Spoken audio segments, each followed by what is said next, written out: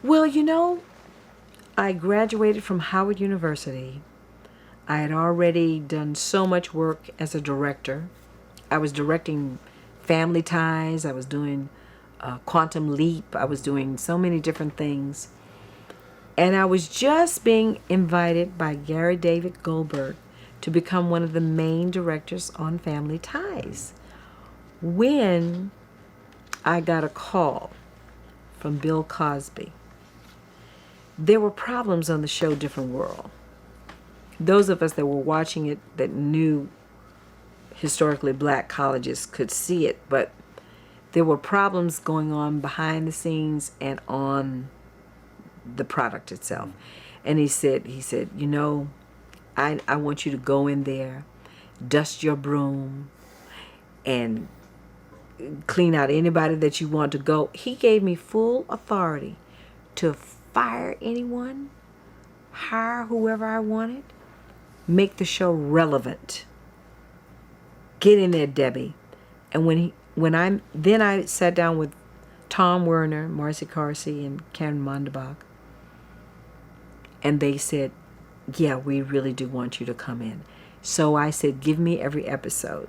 And they said, you want to see every? I said, absolutely. I want to see everything you've done so I know what the game plan is. So I went in. I didn't want to fire anybody. I didn't fire anybody. I didn't even want it. I didn't take a credit as executive producer. I would just be producer, director. And I thought I would even bring in some other directors. And then Bill said, no, you're directing every episode. I said, really? He said, yes, we got to get it right. So for almost 2 years, maybe, I directed every episode. It was his edict. That was his edict. But I went in there and rustled up the writing team and shook up the actors and added people and got them to talking to one another, because that's what I had learned from Gary David Goldberg. The genius of Family Ties was they would have a read through and open the floor and let the actors say how they felt, not just do what we tell you, we're the writers and you do what we say.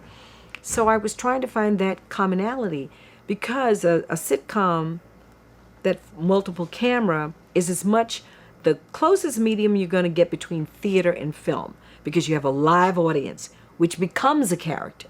Because when they laugh, you got to hold. You can't just keep plowing. You got to stop. And it's theater and it's film. So I went in there and wow, it was tough.